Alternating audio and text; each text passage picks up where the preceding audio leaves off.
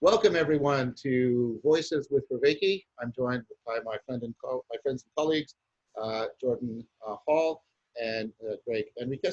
And I'd like each one of them to, I'm sure many of you have seen both of them before because I've had multiple conversations with both of them, but I thought I'd give them each a moment to introduce themselves. What we're going to do today is we're going to enter into dialogos about trying to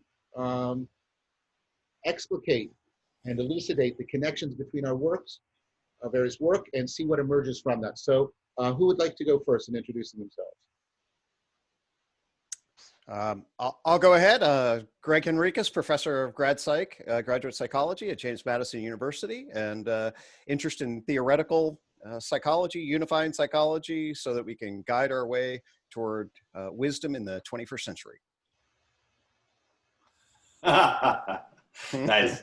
Yeah. So before we started the call, I mentioned that this kind of question is like almost intractable for me. And one of the things that I noticed is a very distinct sense of resistance to trying to create a finite set of semantics, particularly anything attached to this notion of my biography, because it almost certainly can't be the thing. Like almost like if you were to, I could invoke some subset of my biography, which is always going to be a projection, right? Some slice through the whole thing. Right. But even that probably isn't relevant, because what I can say for sure is that I'm definitely my thing is I'm in some kind of journey into the future.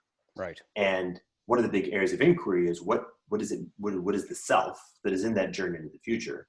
And what is that aspect of biography that is not coming along for that journey? Right. And I don't have a good answer to that. Like I don't know. And a big part of that is the necessity to not know, because otherwise you may be holding on to stuff that's not supposed to be coming along. No doubt. So that's that inquiry, like that continual process of extending into that journey into the future, and the increasing capacity, I hope, to be able to be more elegant in that, to be more fully capable of making those choices on a momentary basis, I would say is the best way of naming the event that's sometimes referred to as me. Sweet. That was beautiful. I mean, so Jordan does that's what I thought he would do. He exemplifies. He doesn't just speak. And what I found you exemplifying there, Jordan, is one of the primary, I don't know what to call it, the metanoias, that we're meaning that, that changing of noesis, how you notice, but also that sense of conversion, like religious conversion, that's at the core of many of the wisdom traditions. You see it in Stoicism very clearly. You see it in Taoism very clearly. I think you see it in these versions of Buddhism with which I'm familiar, which is the shifting from the shifting of the function of identification off of horizontal autobiography onto what I might call vertical ontology, where you're identifying more with the ontological functionality of who you are rather than the autobiographical functionality of who you are. And I think that is one of the primary components of wisdom, precisely because, and this I think is very relevant to the way you've even situated this conversation, it is one of the primary ways in which human beings can respond profoundly and possibly adequately to the perennial problem of their mortality, where mortality doesn't mean the fact that we're going to die. That's like in Ivan Illich. Ivan Illich knew he was going to die the way you know that 2 + 2 = 4. But mortality in the sense that that was really championed by the pragmatists like James and others, right? That we are always finite, vulnerable, and in transformation. And yet, nevertheless, that doesn't mean that we can exist in a purely arbitrary fashion. We have to find a place between algorithmic certainty and arbitrary, an arbitrary license. And getting to be mortal in that way requires that shift. And like I said, but just before we began, I knew Jordan would just something in that moment, and he did. You just exemplified something that I think is central to wisdom practices. And I think one of the things that I think is coming into articulation in both senses of the word right now, in what we're in, the meta crisis, the meaning crisis, the complexity acceleration that you talk about, Jordan, is both a confrontation with and a need to reconceptualize that mortality. Amen.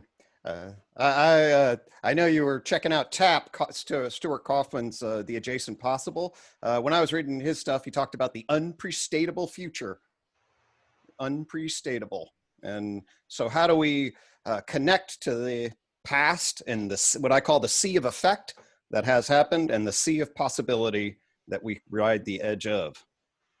And see, and I mean, where that comes into what I just said was exactly that's to capitalize on Andy Clark's phrase, that's the wave of uncertainty. And that's the wave we're riding right now. And Jordan and I have been talking about that. And so, I mean, that's an interesting thing. Maybe we can explore because here's a possibility. I'll throw it out and we'll see if it germinates. I think it obviously connects directly, immediately to a lot of what Jordan's doing because I just tried to articulate that. And then, Greg, you and I have had discussions about spirituality within psychotherapy in which I think one way we could talk about that is exactly this, that human beings have to confront deeply and come to appreciate their mortality as something not just in terms of their autobiography, but in terms of like a lot of the stuff you talk about. So, absolutely. Right. No, I mean, it's the, obviously the existentialist Frankl talks about the will to meaning, right? And fundamentally, how do we align ourselves across the levels and dimensions of our existence on the time continuum that places ourselves in a juxtaposed situation? When I built the Tree of Knowledge for the first 10 years, interesting enough to riff a little bit more, the metaphor, what I have, and I'll show you at some point, is ride the wave. That's what it was called, ride the wave. Hot, excellent, awesome. Check this out. So you got like uncertainty, and you got relationship with uncertainty, right? And there's basically 2 or 3 basic modes. Like one mode is uncertainty's out there, and you're like, oh shit, uncertainty, I'm going to pull back, right? Right. And in that mode, one of the subsidiary responses is, oh, I'm going to reduce the uncertainty, right? But that's actually coming from the disposition of pulling back in the context of uncertainty. Then there's this other mode, which we might call adventure. I hope uncertainty is the necessary condition for any kind of adventure. Exactly. So then the next thing is like that I was feeling the felt sense of being a Polynesian, like way back in the day. And like, I remember having a conversation with a new friend of mine about what was the felt sense of being a Polynesian, getting ready to go in the ocean. The key insight was this. There was this, we even talked about it, John, faith. There was faith. Yeah. And it was faith in the sense of groundedness, right? For sure, no idea what lay beyond the horizon, and simultaneously, such a comprehensive connection with the milieu, so integrated with the ocean and all of its languages, that there was just a sense of connection, of groundedness in the uncertainty, that it was in fact continuous adventure. Like it was an openness into it. And there's that ride the wave, right? You actually have to achieve or accomplish a level of embodied mastery of being in relationship with the flow of the reality that you're in, that allows you to be in relationship with uncertainty as the unfolding of adventure. Bingo. So it sounds like the two come together then, right? So, and I think the Polynesian metaphor is wonderful because,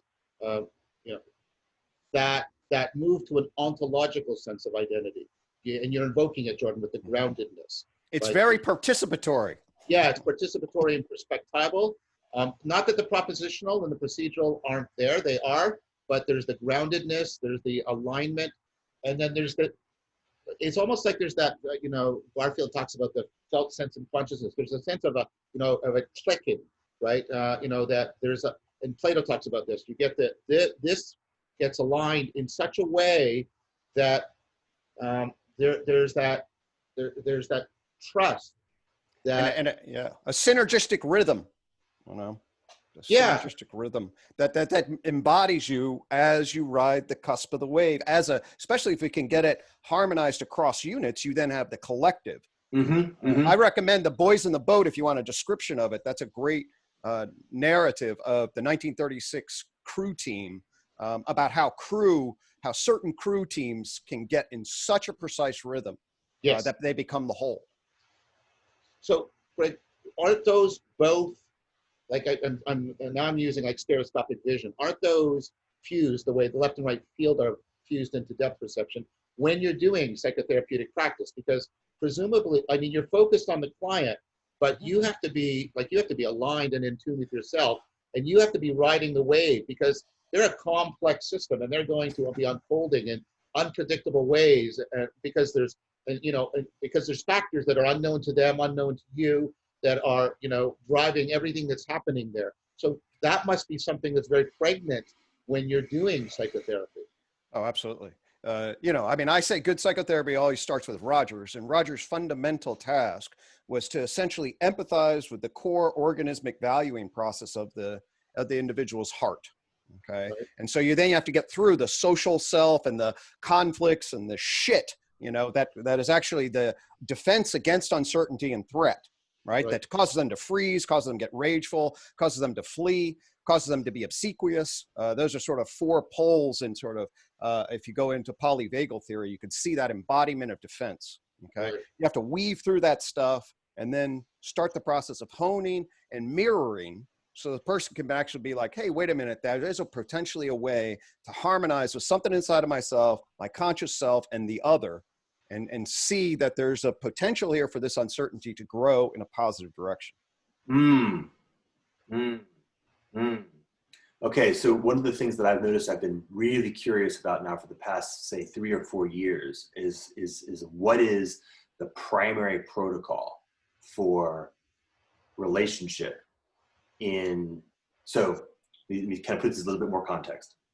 Crew, the notion of crew, maps very closely to the notion of tribe, which is to say that our instinct in the context of crew is to shrink the number of relationships to a small number that is cultivated over some long period of training together. Exactly. What I would propose is that is going to be an error, that we actually have to learn how to create a capacity, a protocol for relationality that enables us to effectively crew on a flowing basis. Nice. To move and enter like what we're doing right now. Like the three of us have a level of relationship. We're definitely not a crew, but if we can actually achieve this mastery, I hate to use the learn, actually I'll go with hyper instead of meta. If we can learn how to hyper crew, we can effectively find a way to establish that protocol. What you just said, I think, is super powerful. It's almost like, how in the process of development, we recapitulate the entire history of evolution from biology all the way up. Right. You're saying is, look, when I first meet somebody, we're going to have to recognize that we have to start at zero. So we're going to engage in a mammal to mammal interaction. We haven't even begun the process of communication at the level of neocortex. First thing we're going to have to do is just have a primary protocol, which is allowing our bodies to come into a felt sense of, oh, okay, there's a safeness and a non-defensiveness in this space that we can actually begin to communicate. Then it begins to build. That's right. It's called attachment security, because attachment, obviously, when you were born, it's to what extent does that relational system start harmonizing or not, and become secure or insecure with the dance of the usually mother, but whoever the primary caretaker and then secondary caretakers are, that lays down the phylogenetic to ontogenetic primate core. And then you have to figure out how to dance with that. And what it's tracking at its intuition is what's called relational value. That's it. Am I known and valued here at my core, or I have to fake it? Do I have to hide it? What the hell am I? Okay. And so then if you mirror with them and then you track, and then they're intuiting, hey, does this guy trust me? Is he real have interest? Is he just going through a fucking protocol? Is just sort of checking boxes so he covers his ass. I mean, these are all the subtle tests that are happening when somebody, say, comes into the office and is looking for something they don't even know what they're looking for. So I'm wondering then if this, it sounds like this plugs into something that you and I, Greg, have been talking about, which is, and then Jordan, you and I and Chris and Guy have been trying to work out, is the problem, and what's the guy who wrote Philosophical Companionships talks about this. The problem with therapy is it is focused on a particular individual, right? And of course we need therapy. So this is in no way a criticism of therapy. But what we've talked about, Greg, is the idea about, can we find a way to exact the skill set from things like psychotherapy out into an existential arena? Completely. Right? I'm seriously considering, whether I'm going to retain my license. Okay. I'm going through a bit of a professional crisis. Okay. Because as my vision of what the world needs, as of what needs to happen, I went from, oh my God, look at all these beautiful psychotechnologies, right? Right. And then there are beautiful psychotechnologies that are now cloistered in professional offices, okay? Right? And then behind the scenes, and then I'm at a systemic level, I've started to wonder more and more over the last 10 years, like, so what does it mean? You have your shitty relationships out here, and I don't, you know, whatever, right? And then you go in and we create this cultivated, perfect, cloistered relationship where I mirror you as a professional, right? And then you get this sort of known felt of existence. And then you go back out into the real world, all right? And trust me, it's not uncommon then all of a sudden to actually say, wait a minute, you're my best person who I want to talk to. You're the person I want to connect to, because actually you mirror me, and this whole thing is actually gratifying my core needs in a particular way. Well, hello. This is not what it should be. If this is the core of relation, why isn't that distributed across families and communities, across companies or wherever? Why are we actually, so actually I've had a shift in terms of my own framing about what, and of course we need psychotherapy, but I am not certain that it doesn't actually start to create a negative externality in the way in which we start to think about relationships and other kinds of issues. Yeah. And these are things that have to distribute into into what I would call the metaculture, or, you know, the culture into, this is the relationships for the civium, you know, I mean. So I think there's a formal way of actually describing this domain. It's called the commons. And so the recognition to say, look, guys, there's actually 3 fundamental domains, and we've eliminated one of them. And we've been trying to navigate reality with just 2. Right. You've got, you know, the formal domain of the state, you know, formal relationships organized according to some kind of objective sense. You've got the formal domain of the market, you know, the relationship of therapists. You've got the commons, right, which is actually more fundamental. It is the basis of the other 2. And what we've done is we've actually eliminated the commons almost entirely and moved it into one of those 2 categories.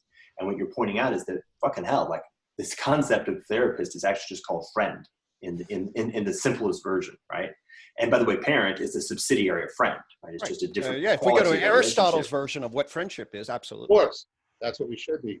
Exactly. Right. So returning that, finding a way to, and by the way, I think that's also the answer to the point of the meaning crisis. Like the meaning crisis is nothing more or less than that. I think that's right. And that just drives me what I'm going to say next, because the place in which we try to practice the commons, and I'm going to introduce another term, because I think friendship, I think we've lost the Aristotelian sense too much. So I'm going to use a term that's somewhat archaic, but it's good. Fellowship. We used to have a capacity for fellowship with people. Nice. And the place where we practice fellowship, and this comes from my own upbringing, was in a religious context. One of the things that religion did was, what do we hold in common? What do we, right? And then, of course, the very problem that we were talking about, it arises as a tension within religion. And it's basically, a prototypical instance is the Theravada Mahayana split, right? Well, no, the way you do this is you actually retreat into a monastery where it's cloistered, to use your term, Gregg. No, Mahayana says, no, we don't, we need it so that everybody can be, right? Everybody can get access to it. We need, yes, we can have people in the monastery, but we need that's not where it's at. What that does is, that's basically, let's treat that like a lab where we'll test out stuff. And one of the primary design features of that lab is it has to be, to use Paul Vanderklay's phrase, it has to be scalable. It has to be scalable. And if not, then it's not actually, we shouldn't be supporting that monastery anymore. So, right. So I propose to you that, yes, I think it lines up with the meaning crisis, because as we've lost religion, and as we've lost the relationship between the monastery and the school, the university, we've lost fellowship, and we've lost the lab for improving it, and we've lost the way in which that's supposed to then feed back into the commons. Brilliant. Brilliant. And that goes right with Zach Stein's notion, right? Of course, that at a foundational level, what we're trying to do here is create the proper education in this time between worlds, and we have to retranslate, right? And the other word that came to mind in terms of cultivating the commons in the religious context, or in our West, is agape. Right? It's like, how do we hold? And for me, relational value is the term that I use, is being known and valued by important others. And really, it's, if we're going to network the commons together, in a healthy way. It is fostering mutual relational value. Well, I think that picks up on Tillich's definition of agape, right? Agape is the creative love that creates persons within a community of persons. And that's exactly so we've lost the notion, I think, and these two get lost together, I would argue. We've lost the notion of personhood, and we notice we started with that because that's what Jordan was exemplifying, a different notion of personhood, remember, the vertical. We've lost these two notions in a correlated fashion. We've lost the notion of personhood as something that we all have to do together agapically, and therefore we've lost also the corresponding notion of fellowship. Right? So our culture, we have been reduced to citizens of the state and consumers of the market. We are not participant persons within the culture anymore. Right. That's great, because the tree of knowledge, what it identifies in matter, life, mind, culture, and then it identifies, well, what are the nodes of operation in each? And so basically an atom, a cell, an animal, and a person. Okay, so the culture person, and that's our self-conscious justification in a noded network of justification systems then embodied in a set of practices. Okay, so the fundamental thing is actually, how do we network the culture together? We regulate it off to the goddamn state, right? And then mechanically oriented economically, and then we gut it religiously. Boom, the commons becomes shallow, empty, and broken. So that means we've sort of articulated two problems then. One way, and you can see it in directions. One is how do we, and I'm using this word very deliberately, how do we exact what we've learned from psychotherapy, and how do we exact what we can remember from our religious history, such that we can get what is needed now to get back what Jordan is calling the commons. And I've tried to give a little bit of grammar to that notion as the place in which, personhood and fellowship are the central things being cultivated. Brilliant. Yeah, my mind was turning to history. Yep. To the actual specific history that gave rise to where we are. Okay. Good. How did this thing come to pass? And then what does that tell us about how we might then proceed into the future? Excellent. Okay. And I was also integrating in the exterior, what we might call the socio-technical or the objective sociological mode. Right? So we were kind of doing the interior psychological. And it's we could do the same thing, and I think it's important to actually do it. So if you're looking at many of the biggest problems that we are facing today at the level of the objective has to do with the fact that we're trying to solve commons problems using markets and states. Yes. Well said. Brilliant. Excellent. Brilliant. That's brilliant. Star that thing. Yeah, put a pin in that. Just say that again, Jordan. Double click. That is really good. That is really good. Say that again. And I should mention, by the way, and I'll actually I may have to actually literally take off and search for it, because I had a conversation maybe a week ago with a woman in Australia who is like going to be my primary mentor in this, because this has been her life's work, is exactly this question. And of course, there's Michelle Bowens and the P2P people who've been working on the commons question for quite some time. So there's a whole crew here. Right. Just kind of reference that crew in a big way. But so it's funny. I imagine, I'm almost sure that if we actually spent the time to look at it historically, there is a one-for-one correlation. Like, you guys know about the enclosure movement in England? No, I don't. All right, so I know vaguely about it. Yeah.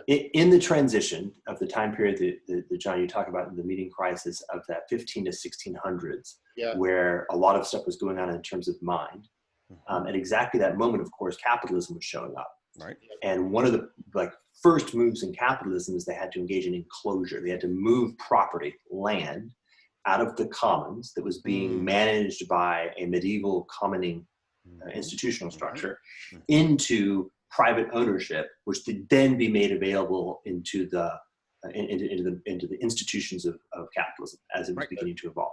Right. So that move happened, right? That's we have a nice historical track of that, and played a huge role, particularly because it was England, was the place where it first happened. Okay. So the English were like, "Pop, this is what we have to do." So there's like a rendering available to an institutional structure that had certain kinds of, I would imagine probably locally optimal capacities, right? Rarely are these things entirely malevolent. They're usually just short-sighted.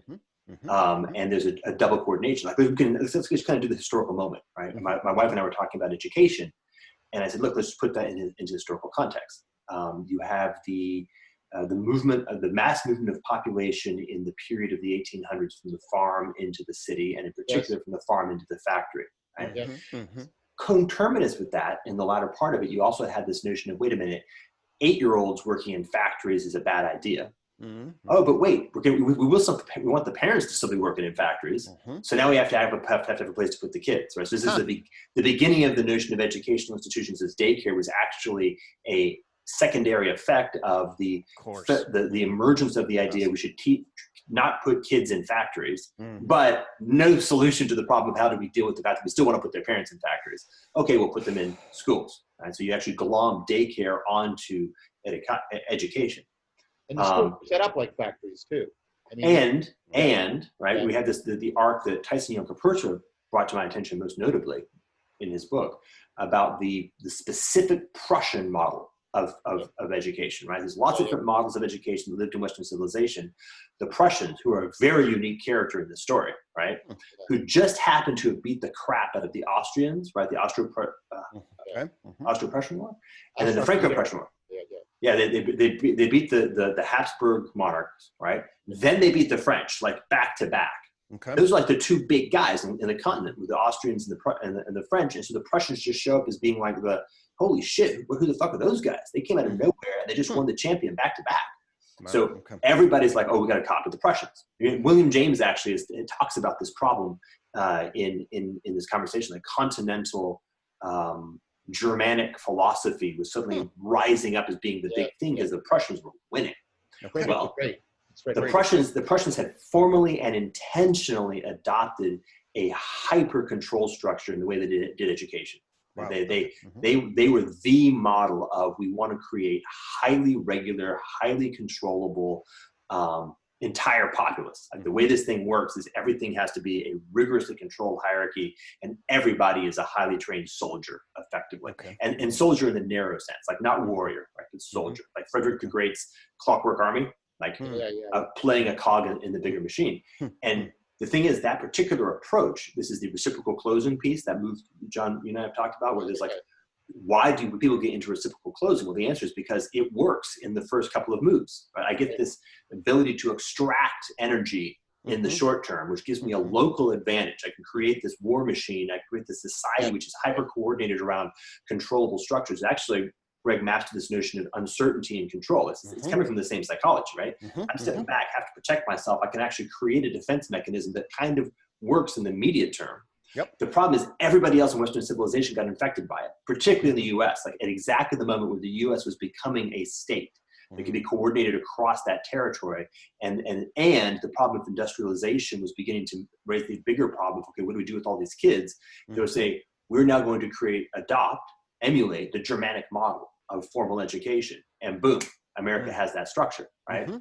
And so let's move this up to the top, right? Remember, the meta piece here is this forcing everything out of the commons, right? Out of the family, out of real relationality, out of people deliberating on things in some different model into one of these two modes, right? The market and the state. Right. And we can kind of track, I don't know if it's useful, we can certainly do the process of tracking any given element of the interior and the exterior over the past 250 years or so of that movement. And that will then tell us a lot about where we are now. Like we can say how we got here, and it'll tell us a lot about where we are now. Right. And then the next question, of course, is where do we go?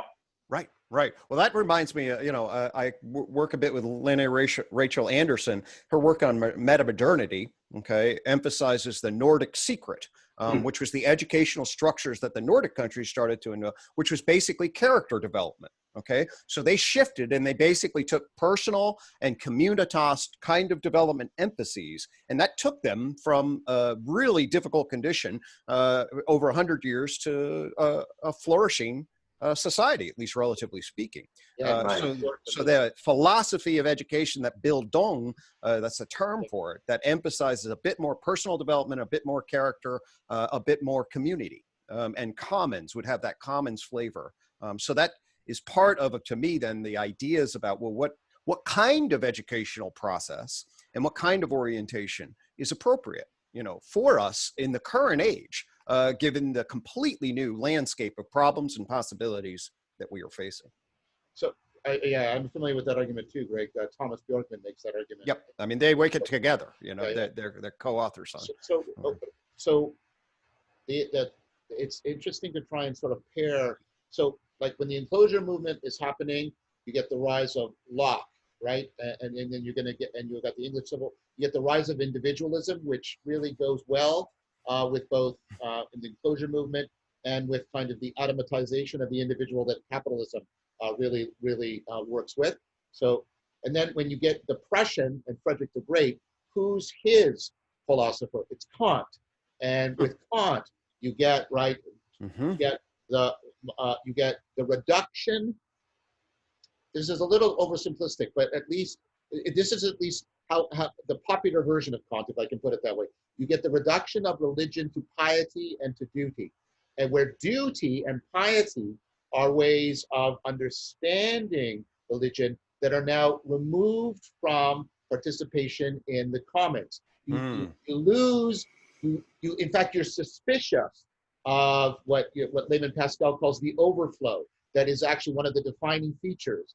Like, and when we talk about it here, when we talk about dialogos, we get the overflow. When we come into a commons, like, the proper locus of distributed cognition is the commons. And what the state and the market do is they keep trying to say, no, we are the proper place in which distributed cognition functions. And what we keep, and this was Kafka's great understanding, right? Is the manifest and the latent functions come apart repeatedly. Weber's idea, right? Weber's also part of this whole, right? Weber is one of the first sociological, to use where you put us, Jordan, critical responses to the Prussian state, right? The Protestant work ethic and the whole idea that what you have, right, is if you do this homogenization, if you get, right, and you got what he lumped the two together in terms of this process he called bureaucratization, that everything is becoming bureaucratic. And he said exactly what Jordan said. You get the intoxicating salience of the manifest function that says, look at how rapidly we can get things in order and get things running.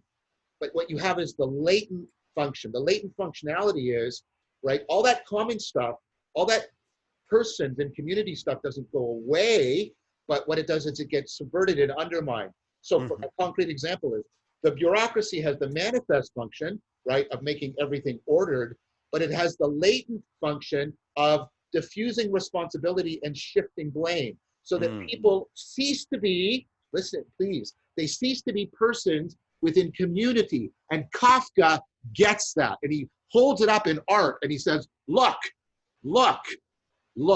He keeps doing that again and again and again. And this, like, we could loop back to the conversation about therapy. Like, that's the experience, right? That experience of this. It's an industrial model, right?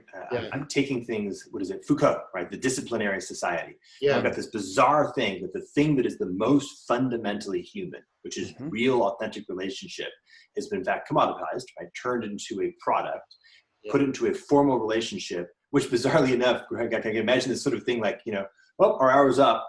I don't even know you anymore. Stop talking immediately. Well, the boundaries of the professional relation and the termination when it's over and blah. I mean, it's unbelievable. Right. Which is like walking off the factory floor. Like you've just left the factory floor. I don't can anymore. I'm not canning soup anymore. I'm now like coming over to this place. Like those discontinuous transitions. And now, as I move away from it, you see the weird alienating aspect of, I'm going to professionalize this very intimate personal relationship. Right. And we're gonna have to navigate the codes of my profession and then intersect them in the genuine relationship. I taught this all the time about how to navigate it, but I was inside of it. Now I'm much more outside. I was like, shit, we got to undo that somehow and reverse it to get it into the commons, to use the brilliant word, that really describes what it is that I was. So, I mean, I've been trying with the help from both of you guys, collaboration and other things.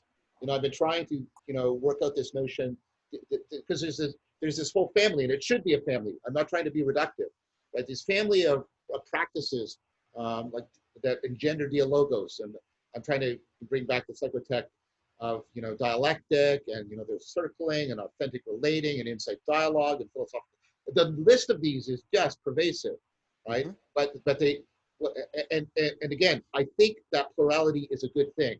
I think they, and I mean this very seriously. I'm playing with Wittgenstein's notion, but I'm double playing on it, right?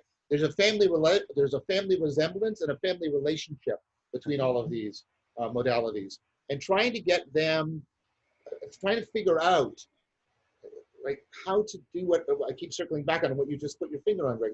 How do we transpose from what we've learned from psychotherapy, but also how do we transpose what we learned from the ancient philosophical practices around wisdom, right? Where, right, the philia, the fellowship around wisdom, was how you coordinated distributed cognition for persons within a community of persons. How do we get, like, I'm trying to draw on those and say, how can we get, a family resemblance, family relationship set of practices that will give people back, well, I think what we're talking about here.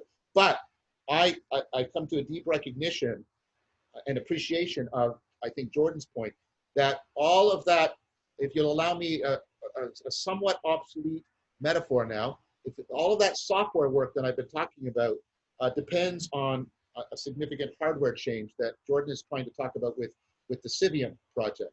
That, I mean, there's enough truth in Marx that if you don't change also, the socioeconomic habitats of people, you can only get so far, right? I've been impressed by how all of these traditions, like the Epicureans retreat to the garden, the Stoics have the porch, right? And the Platonists have the academy, which is a grove. Like, what they do is they try to resituate human beings into cultural environmental contexts that are conducive to our, our evolutionary history. The fact that we're primarily hunter-gatherers, right? That do that, but nevertheless try to put on top of it this project that we're talking about. Absolutely. So I think that, I think, well, I'm trying to, I guess, evoke from Jordan, how everything we're talking about here has to be coordinated.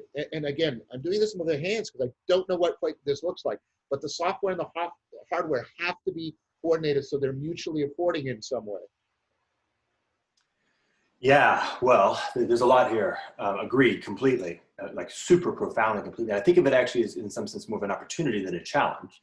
Because what it does is it allows you to, like, if you run into a problem that feels very intractable in the domain of, say, psychology, heuristic, switch to the objective domain, and perhaps you actually, if you make a shift over there, it actually completely prunes a whole bunch of problems that you're facing in the psychological domain, and maybe vice versa. There's actually maybe a way of getting synergy value from that.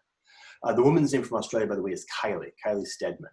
Oh, thank you. I've only just begun to have conversations with her, but her focus, as far as I can tell, is actually on the question of the objective. Like, how do we do things like, rainforests and the atmosphere? That said, I haven't spent enough time, so she may actually have a lot of insight into the subjective and the intersubjective as well. Crap. Oh, okay. So one of the things that I saw as you were talking, John, was I was remembering the commentation about the notion that there's a right relationship between the monastery and the community. Yep. Right? Yep. And I think there's actually two roles there. Maybe one that's kind of been a little bit more secret, which is the relationship between the appendix and the gut biome.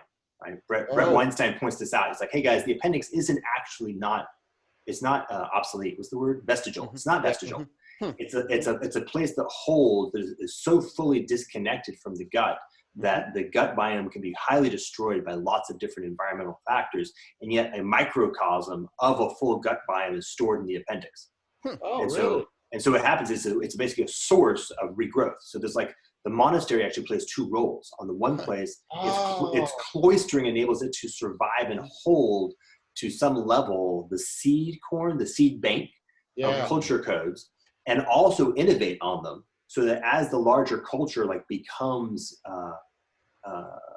the ecosystem begins to degrade, there's a way to actually go back into the monastery and say, geez, we need to come back out of the monastery. Right. We shouldn't have done that appendectomy. We should have let that thing there so we can recalibrate. We can recalibrate, yeah. So oh, that's awesome. So there's something there too. Okay. Right? There's something about yeah, the reactivation of the monastery and the opening of the gates and the returning of the monks back into community to bring these culture codes back into community. But the problem you're naming is, that is it, man. And I think that aligns, Greg, also with the conversations that we've been having around the notion of what's this transformational threshold, which is just basically the last move of culture space. Exactly. What's that thing? Right. So if we now situate ourselves in the landscape afforded by the tree of knowledge, you then sit yourself. So culture has evolved into a particular point, the culture person plane. This is the behavior of persons mediated by systems of justification that then legitimize informational control, both of our actions and of the material environment situated in on the ecology of the earth. Okay. But what the material culture was different, okay, separate. A tool, although an extension of mind, is not feeding back on our systems of justification in a particular way. That changes when we start writing. So the first techno that really starts to fundamentally change the way we justify in terms of, because it creates this external memory, okay? And then the civilizations, in writing, and then all of that stuff starts to get networked together in this industrial code. And the modernist industrial code, then, we're talking about the ways in which now it's trying to regulate the behaviors and create institutional codes that actually are alienating it for us from the commons, okay? But from the particular angle that the tree of knowledge affords is, you're saying, pay attention to the information processing within systems and communication between systems. Okay? Because those are the planes of existence that then result in potentially qualitative shifts. Oh, fuck. Okay, check this out, man.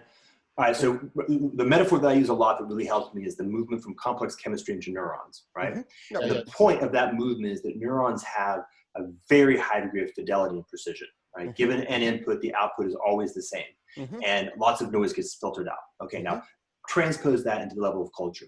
Right? Every move at the level of interpersonal relationship that shows up as noise is the thing that actually has to be eliminated from our relationships. So particularly every move that is intentional noise, i.e. being a dick, like in all the different forms, right? Right. The problem of bullshit and manipulation. Right. At one level. Right. And whether, and there's, Nope, sorry. No, there it is. There we got it. I mean, we're back in communitas. We're back in the commons. Yes. That's the way it should be, right? It's funny. Right. So you think about it, like our lack of haircuts and our lack of formal clothes is actually a really powerful reminder of the forced return to the commons. I will go ahead and shift us to keep the jive here, but yeah, go ahead. Yeah, so that move at the end of culture space, at least one fundamental, like probably a third, is precisely the mastery at all nodes of techniques of A, showing up authentically, and B, noticing when noise is being injected into the relationship and rapidly exiting that out of the relationship. Right. Absolutely. This is, okay, so this is, so in terms of the own psychotechnologies that are embedded in this unified theory of knowledge that I built, okay, is how do you track what's called the Jai dynamics? This is in the chapter I did for John's book. Jai dynamics refer to the justification, okay, so this is the frame of our language systems, our investments, what is the vector of the direction of our intention, okay, and the influence, which is how are we bouncing off of other people? And are Jai dynamics in harmony or not? Okay, so when we're jiving, Jai dynamics are in harmony. We have shared justification, we have shared intentionality, our investment systems are intertwined. Then, boom, something happens. You get kicked out, okay? Or you realize somebody's got different divergent paths, somebody's going to get hurt. Then you drop into your defense. Now you're going to protect yourself, you're going to justify defensively, you're going to move, you're either going to get fearful, aggressive, etc.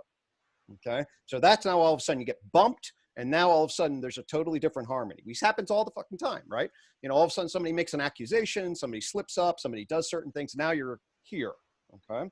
So now that when that happens, that's the defensive place where bullshit and defense starts to occur, right? Then everybody's going to try to return to equilibrium. I'm going to try to get my justified state of being so my relational value is secure, so I'm a good person and you can't put me on trial and accuse me and cost me. That's where people go. And so then you pull in your defense attorney, lawyer, press secretary bullshit, and you start the process of, hey, I'm going to do this, okay? Now, active manipulators do this systematically, right? They're trying to then gain social influence. They don't give a shit about relational value, but they're actually going to manipulate the structure so the outside consequences, they get more influence in the end, all right? So both of those are very, very dangerous, all right? So you have to commit to a value structure, for me, be that which enhances dignity and well-being with integrity. Those are my big three meta values, which orient then the transcendent. Say this again. Say this again. Dignity. Okay, so this is a fundamental respect, and it actually goes to an ultimate aesthetic value, and basically it's the value of valuing humans. Okay, each person has dignity. It also justifies human rights in the Universal Declaration of Human Rights. Okay, well-being is happiness with the worthiness to be happy, to quote Kant. Okay, and it refers to the fundamental orientation of your subjective, your health and functioning in the environment to foster potential growth. Okay, and then integrity is honesty, honor, and soundness. All right, so those are and there's tensions between those. All right, so I try to align my being with those big three.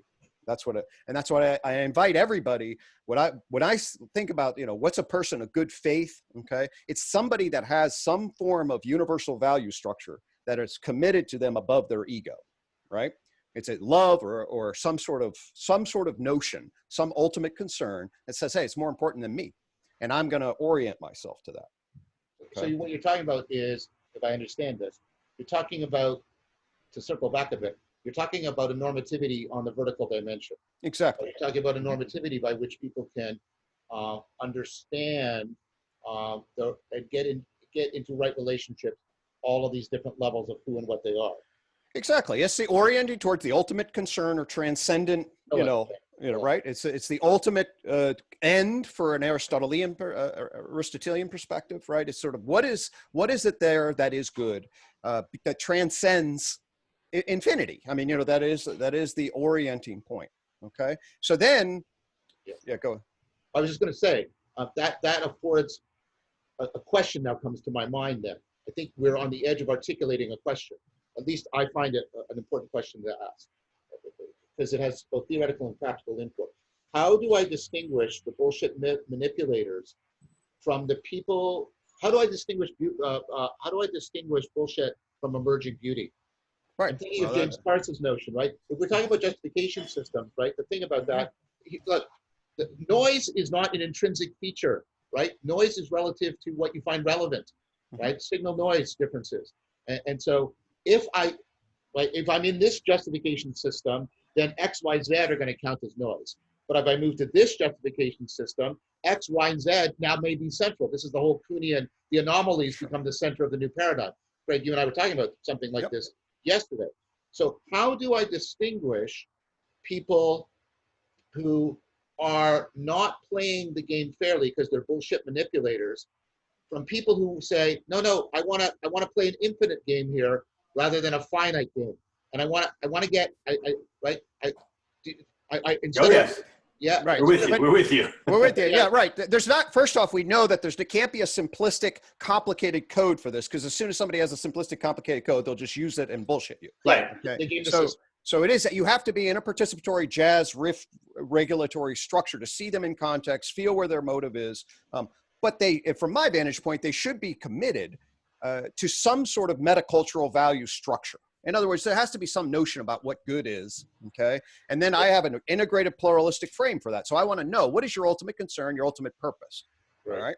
So and at some level then, I didn't finish the thought in terms of, for people of good faith, the whole COM-MO, the little black dot on the tree back there represents what's called COM-MO. And that is, for individuals of good faith, you jump into a metacognitive observer stance. So we step outside, say, wait a minute, what the hell just happened? Did somebody get defensive and bullshit based on ego concerns? Okay. Then if so, that's okay. We get curious, accepting, loving, and motivated toward valued states of being to get back on a healthy dynamic track. Okay. So it's a psychotechnology that says, well, wait a minute. If we start to get bumped because we don't get each other, and then we start bullshitting because we see the other as threat, okay? If we are people of goodwill, we should be able to step outside of that, apply the principles of curiosity, acceptance, loving, compassion, and motivated toward valued states of being, and then reestablish at least where the hell we are in relation. So John, let me throw in, I think I can handle, let me just throw in the piece that's coming up for me. Okay. And I think if I frame it in the context of parenting, I think it actually gets a lot easier. Okay. Because what I'm talking about basically is boundaries. So this is the inverse side, right, of at least what Greg's bringing up. So I'm going to measure it in terms of my capacity, and by my, I mean whatever the we is, right, our intersubjective capacity to hold the other. Right. Yep. Right. Okay. Now, if the other is a hyper sophisticated sociopath, I'm just going to define it as my capacity to hold the other isn't adequate. Right? That's it. My ability to be in right relationship with you just isn't going to work. Right? I cannot find a way to get around that. Now, you're still asking the question of how do I, what's the signal that lets me know that that's what's really happening? But I'm going to step it back for a second before we get there, because the higher issue is, okay, there will definitely be circumstances in the immediate term all over the place, and in the long term still irreducibly, probably for a very long period of time, maybe forever, where our collective capacity to hold the other is inadequate to maintain the relationality. Yes. Therefore, we then need to have boundaries, right? Boundaries that emerge in that environment and hold the relationship at a level that it can be held appropriately. Exactly. Okay, that's that. And which, by the way, this actually shows up as like the Nordic version of jail. It's like, look, you've got this bad habit. You tend to kill people willy-nilly. We have not yet figured out how to move you out of that bad habit. So we're going to move you into a context where the right relationship can be held. And that's actually called a place that has walls that you can't get out of it. Yep. Right. But there's a very different vibe there, right? The vibe is very much one of, this is on a continuity of relationship, and it entirely has to do with we're both part of this game, right? Yep.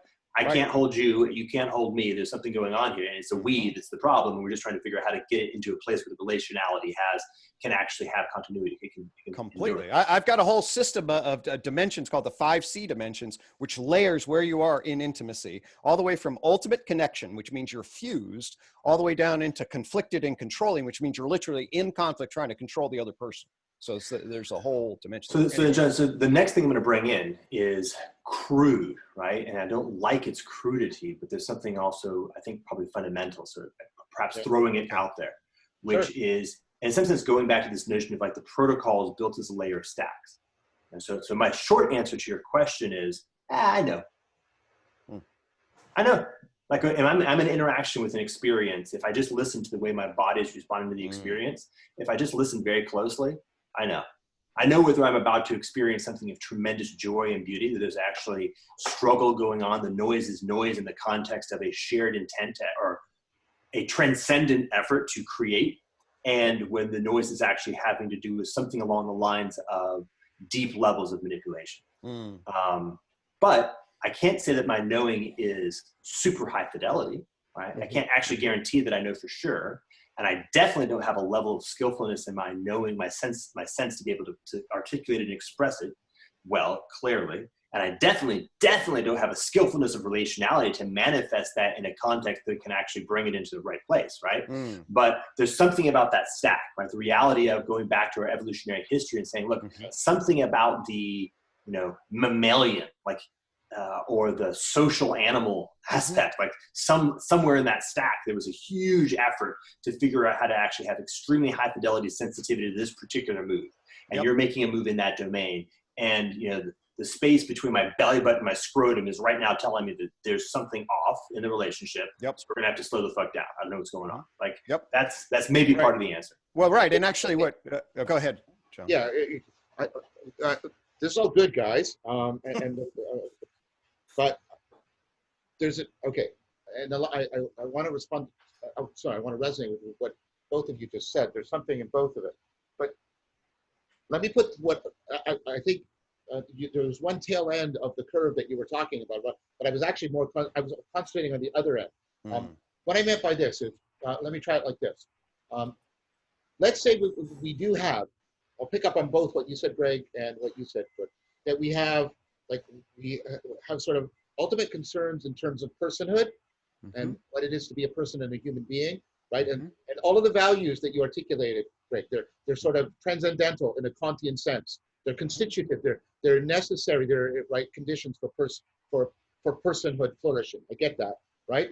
And then Jordan says, and we have this instinctive machinery when the stack is in place, because we've co-evolved with conspecifics across so many species that there's a lot there. However, let me still problematize this, because I think we're on to something here. Okay. Right? I'm trying to be a good Socrates here. Yes, absolutely. Not that you guys are Glaucon or Arimantus or anything ridiculous, right? But here's the thing. All of that machinery is based on either instinctive or enculturated notions of what a person is. And what some of the great people did is and this is what Nietzsche was trying to get at with transvaluation, they altered the notion of what a human person is. So if I say to you, no, I'm ultimately committed to X, Y, Z value, what I'm doing is it's locked into a particular conception of human personhood. And what I'm suggesting to you, and this goes back to Jordan's very first move in this dialogue, is what is in transition now is exactly that fact. That's what it is to be a person. I'm not saying, please, I'm not saying we ignore all of our rich history, all of the philosophy, all of the religion, all of psychology. I'm not saying that. But I'm also, what I'm saying is we can't just let that go forward in an inertial fashion. I think what is in question right now, and therefore it puts into question all of those values, which is not the same thing as saying I reject those values, but it puts into question, what does dignity mean when like what Jesus of Nazareth does is change what it means to be a person, so that some of the older notions, right, are fundamentally transformed. And there's huge resistance to this because the context of the time say, you're violating the law. The law is what protects our humanity. And then, but Jesus and St. Paul says, no, but I'm trying to change your notion of what a human being is. That's, human beings aren't made for the Sabbath. The Sabbath is made for human beings, right? He's trying to change what it means to be a human being, to be a person. And that means new virtues and new values. Like the Greeks don't have faith, hope, and love. They have justice, right? And sophron and wisdom and courage. We don't throw those out, but the Christians give us new ones. You see the problem I'm trying to articulate? Oh, yeah. So how do I distinguish somebody who's trying to launch us into what I think need right now, which is transvaluation, if you'll allow me the Nietzschean term, from somebody who's doing what Gregg is mentioning, the person who's manipulating? Now, I agree, Jordan, that whatever we're proposing, it's got to plug into that evolutionary machinery, but it has to be educated. It has to be educated in some way. So yeah, I know that we actually have a bunch of, I don't mean this in anything, but actually fellowship and love. We have a bunch of Christian lurkers that will sometimes comment on our conversations. And I just heard the voice in my head. What you're asking is how do you distinguish between Christ and Antichrist? Yes. Because the Antichrist is defined, I believe, as perfectly simulating, right? It'll actually be more salient. The Antichrist shows up as the super salient Christ. Yes. So everything that you would use to try to discern Christhood, the Antichrist will show up as being even more so. Yes. So it's a hyper problem. Like it's the problem you're stating in its most intense version. Yeah, as far as that. Does that resonate with you, John? Yeah. Yes, it does. And then to pick up on the Christian metaphor, what Christ does, I mean, this is René Girard's notion, right? Christ, right, is within a particular justification framework, right? And then he dies. He dies within it. And he breaks, and that's the way in which he tries to break us out of a whole way in which we try to manage the ultimate concerns around personhood and gets us to, Socrates does the same thing. He tries to reorient how we care. All of these individuals, if you'll allow me a hackneyed metaphor, they open up the field of human personhood, of human and correspondingly human experience. And I think that is what we need right now. And so, again, how do we distinguish between the Kars is here too, right? Kars is right on this, right? You're asking the same question. How do you distinguish between the person who's truly playing the infinite game? Yes, and then the person who looks like they might be playing the infinite game, but's actually doing a really sneaky finite game. Yeah. And that is very, very important right now, I put to you. That's what I'm proposing to you guys, that is kind of one of the central problems we're facing because of the way the cyber technology can superinflate. It can give such a simulacrum of somebody playing the infinite game because there's all this complexity and there's all this information flowing and there's all of these diverse models that can be played with, but that person is still ultimately, right? Ultimately just being the Antichrist. Well, so some interesting things. This is I'm almost like a random walk space, but check this out. Okay. So the infinite game has continuity. Yes. It's almost the definition of continuity is the infinite game. The finite game always has discontinuity. It's like a digital matrix layered on top of the fundamentally transcendent. If you can engage in a stochastic hop from model to model, this actually, by the way, throws off sociopaths like crazy. the lack of continuity will show up. Does that make sense what I'm saying? Yep, absolutely. It does, and it plugs If you can into decode it, yeah. it plugs into what you and I were saying, Jordan, about this new notion of faith as continuity of contact, right? Yes. Continuity of contact with the continuum of reality. Yes. Yes.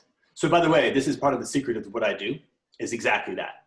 Mhm. Like the insight of doing paradigm and domain switching on a stochastic basis to filter out those who are trying to actually parse things through a semantic, cognitive, finite game methodology, and only hang on those who are actually operating from soul. Okay, is so a this big piece. Yeah. So this is okay. So for me, this is quadratic coherence. Okay, so quadrants refer to the Wilberian perspective. By the way, can I spell coherence with a Q now? So I've got the 3 Qs. Do it, man. Absolutely. Coherence. How's that? All right. So now, but then the issue, right, is the coherence and integrity of the system. Obviously, if this, so crucial to human consciousness is how much are you filtering between the private and the public. All right. Yes, yes. You have to then organize, and if your motive structure is actually to deceive in relation, at some level, there is a disconnect in the frequency of behavior across the different levels and dimensions, and seeking that epistemological ontological coherence across time. And that, to me, that would be an indicator, a very strong, powerful check indicator of what I'd be looking for. And by the way, in a context where the underlying context of reality is shifting very rapidly, this is, John, our conversation the other day about the end of paradigmatic mind. If the context of reality is shifting within the time frame where you can actually resync your lack of fundamental integrity, then you're going to start freaking the fuck out. Right, because then you get decoherence because you try to harmonize it, because you're trying to force the issue. So key message here, by the way, for those who are interested in the next move, if you want to endure the transition under which we are going, dispense with lack of integrity in self. Because part of the reason why you're freaking out is you can no longer maintain your lack of integrity. If you respond and reduce back to fundamental integrity, then the complexity or the chaos of reality no longer will hit against that surface that can't hold. And by the way, that's also the step of the return into the groundedness of meaningfulness, the return into fellowship, which, by the way, also shows up as the return into the commons. So these are all happening simultaneously. These are all the same invitation. Right. So yeah, you're getting sort of a very complex, multi-level, reciprocal opening going on, kind of thing. Is that, am I understanding correctly? Absolutely. Cross levels and dimensions, you can achieve coherence or not, and the bullshit sociopath dynamic has an incoherent in it. Almost by definition. By definition. By definition, right? Okay. So this then plugs into an aspect of cars, and it also picks up on Whitehead. So this idea that these kinds of antichrist perversions. Wow, I wouldn't know that I'd be uttering this sentence, right? Whitehead said the one saving grace we always have is that evil is ultimately self-destructive. Because it's ultimately doing stuff that's reciprocal narrowing and incoherent, it ultimately is self-destructive. And this is why you see, so let's do the Prussian state. You know, the Prussian state is going to have difficulty long terms. And what you see is initially those states take off. Think of World War II. Germany takes off, right? But the Nazi state precisely lacks a capacity for self-correction, It has no capacity for continuity. And the democracies actually eventually overtake. Now, there's also all kinds of other, but their capacity for self-correction, where what's going on there then, if I understand it, and this is a Deweyan perspective, is that what the I don't know what to call it, there is, or maybe it Keats's idea of an ideal. We're looking for people who have a component of wisdom, enhanced relevance realization, that can discern when they are involved in a process that has the self-correcting capacity to maintain a continuity of development. Is that capturing it well? That's working for me, and I'll actually let me track it into the updated tripartite model of consciousness. So that's a experiential phenomenological coming out of the whole brain, and the layer there is the attentional filter. Okay, Yeah. where's the witnessing function pulling whole brain? All right. Mm. Then on top of that, you have a narrator that's narrating the witnessing function, what it's seeing, and creating a justification narrative of identity. Yeah. Then you have a public self that is now saying, I'm going to justify what it is that I'm doing in relation. Yeah, right? You call those what? The attentional filter, the Freudian filter, and the Rogerian filter? Is that Bingo. correct? Exactly. Yeah. Right. And so that's where the decoherence is going to be, right? Somewhere in there is an attentional system that's hiding an episodic memory, a justified intent, an othering of what the actual game is that's being played. And through the attentional filter, the Freudian filter or Rogerian filter, there is not authenticity.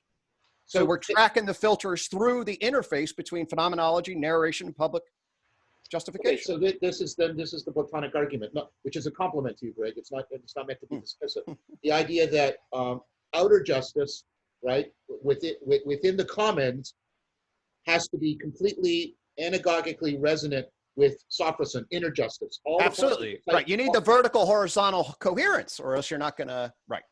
So, but what I'm doing then is this is a Heideggerian move I'm trying to make. We've talked about the vertical, we've talked about the horizontal, but there's also, I mean, the horizontal isn't the same thing as the developmental. Right. Okay. Right. It's across the time dimension, right? At some level. But developmental. Okay. The time dimension when it's developmental. I mean, the horizontal could be time in one sense. I'm trying to get it. I'm trying to propose it as a developmental axis. Right. I'm on it. I'm on it. And so I want to go ahead. Please.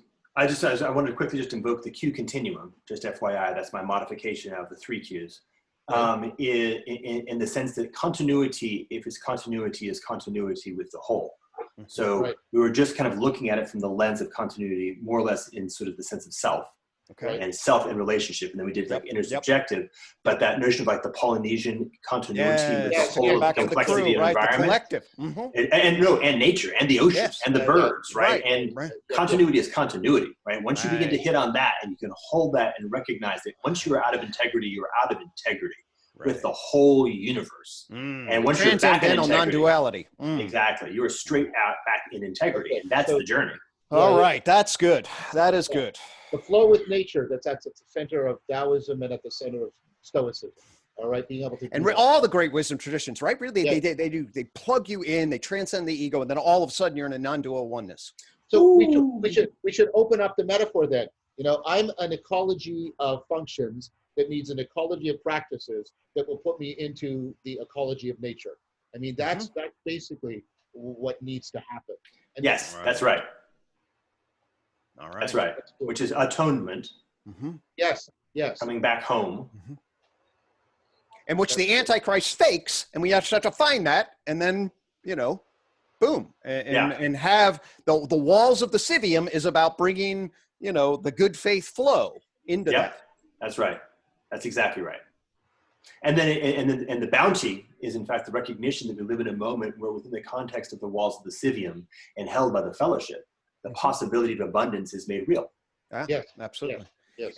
And if we do it developmentally from to go back to the early phases of childhood, if we start resonating early in the attachment structure and we do that healthy with the educational developmental structure, then the opportunity to grow people ready through and through is much more present, right? Because then you're not corrupted.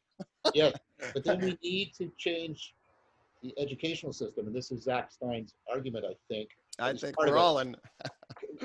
But this goes back to what I said. We have to move out of a model of person that is exhausted by the notions of consumer and citizen. We have to get we have to enrich the model of personhood.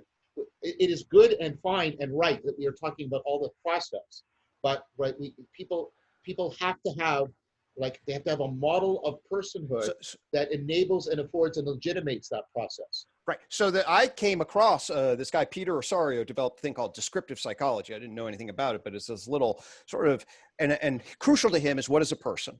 All right. And essentially what he articulates, very different than a human being. A person is what a human being learns to become. Yes. Okay. Right. And what he said is, I'll put it slightly in my language, but it's the capacity to justify yourself in a social stage and take account and responsibility for your actions. That's essentially what it is that a person is. Okay. So then we put that in, and our fundamental responsibility is the good faith participation in the commons, in the harmonizing of the structure.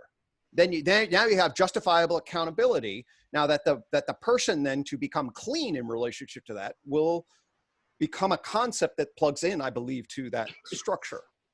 Yeah, just again, I want to kind of communicate back out to anybody who's observing that one of the very powerful insights that I think, it's not simplifies, but reduces the weight, is to say, look, how? Okay, how are we going to do this?